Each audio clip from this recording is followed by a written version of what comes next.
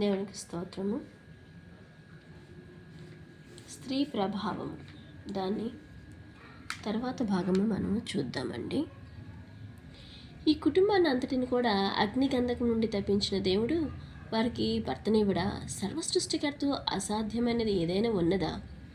దేవుని కంటే లోకాన్ని, లోక మర్యాదపై లక్ష్యముంచి అడ్డుదారి తొక్కింది. ఆదికాండం 19:34. ఈమె విచిత్రమైన అక్క. తాను చేసిన పాడు పనిని తన చెల్లికి చెప్పి ఆమెను కూడా శాపగ్రస్తురాలిగా చేసింది. తత్ఫలితంగా జన్మించిన భయంకరమైన అన్యజనాంగములు అమ్మోనీలు, మోయాబీలు.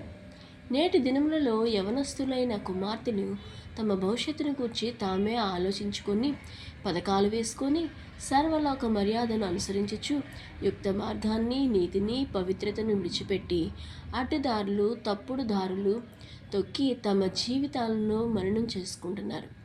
నీవు అవివాహితువైతే నీ వివాహము దేవుని చిత్తానికి విడిచిపెట్టు.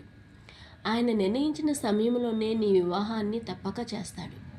కనుక అప్పటి వరకు నీ యవ్వన జీవితాన్ని పవిత్రముగా కాపాడుకో. ఈ లోకాన్ని చూచి దుష్ట ఆలోచనతో నీవు పడిపోయి నీ చెల్లెలను పాడు చేయకు.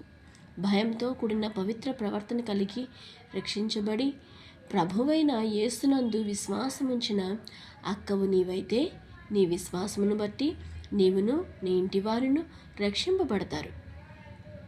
క్రీస్తునందుల నీ విశ్వాసమే ప్రతి సమస్యలోనూ నీకు గొప్ప విజయాన్ని ఇస్తుంది.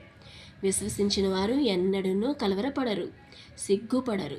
కనుక రక్షింపబడి శక్తి కలిగిన అక్కగా నీ జీవిత ప్రభావము నీ ఇంటి వారిపై పడినట్లు ప్రయాసపడు. సహోదరి, గమనించారా? మరొకటి, కుమార్తెల వెనక తల్లి యొక్క ప్రభావం ఏ విధంగా ఉంటుందో చూద్దాం. లోతు కుమార్తెలు అంతటి ఘోరపాపానికి పాల్పడటానికి, లోక మర్యాదపై దృష్టి ఉంచడానికి కారణం వారి జీవితాలపై వారి తల్లి యొక్క ప్రభావమే. తల్లి ప్రభావం బిడ్డల జీవితాలపై ఖచ్చితంగా ఉంటుందండి. తల్లి ఎంతో, బిడ్డ కూడా అంతే. తల్లి సత్ప్రవర్తనను కలిగినదైతే కుమార్తెలు కూడా తల్లిని అనుసరిస్తారు.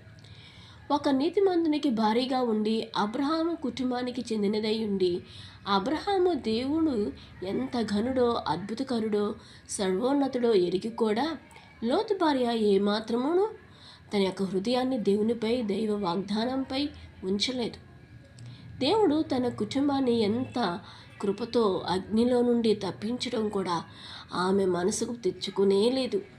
ఆమె మనసంతా సొదొమ గుమరాలు నిండి ఉన్నాయన్నమాట. ఈ లోకాశలు, ఈ లోక ఆకర్షణలు, లోక పద్ధతులతో నిండిన ఈ స్త్రీలు దేవుని కార్యాలను మనస్కరించరు, అంతేనండి.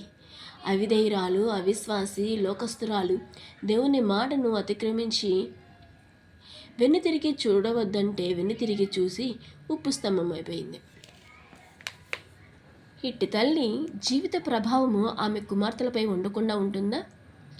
లోక వ్యామోహాలకు లోనైన తల్లి కుమార్తెలను లోక మర్యాదకు లోను చేసింది. అయితే భవిష్యత్తును, వారి ఆత్మీయ జీవితాన్ని పాడు చేసింది.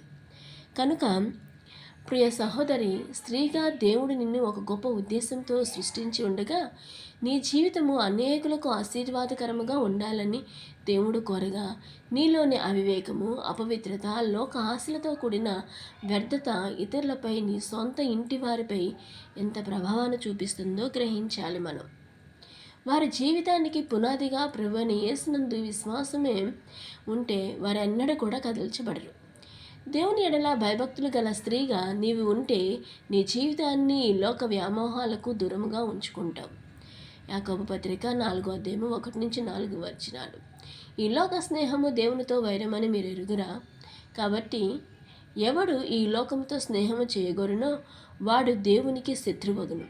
లోకమును ప్రేమించే వారిలో దేవుని ప్రేమ ఎంత మాత్రమును ఉండదు.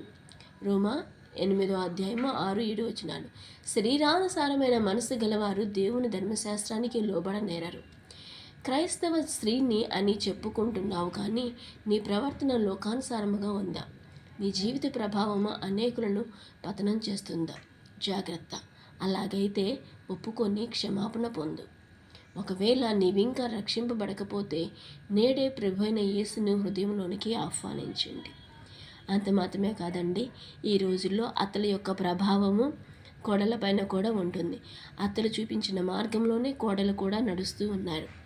మా అత్త అలా చేసింది కదా, నేనెందుకు మా కోడలతో నేను ఇలా ఎందుకు ఉండకూడదు, నేను కూడా అలాగే ఉండాలి, కఠినంగా ఉండాలి అని ఆలోచిస్తున్నారు.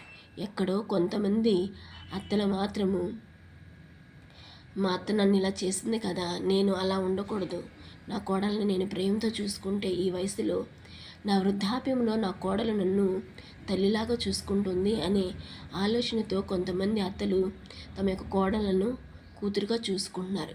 అటువంటి ప్రభావము ఏ విధంగా అయితే నయోమి కలిగి ఉందో, తన కోడల్లాంటి కూతురు పైన ఎలాంటి కూతురులాంటి కోడలను కూడా ఎంత ప్రేమతో చూసుకుందో, ఆ విధంగా ఈ కాలంలో కూడా ప్రతి అత్త కోడలు కూడా అటువంటి ప్రభావాన్ని ఇతరులకు చూపించవలసిన వారై ఉన్నారండి.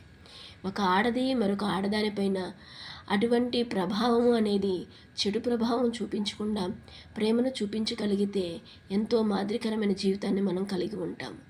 దేవుని మాటలు దీవించును గాక. ఆమెన్.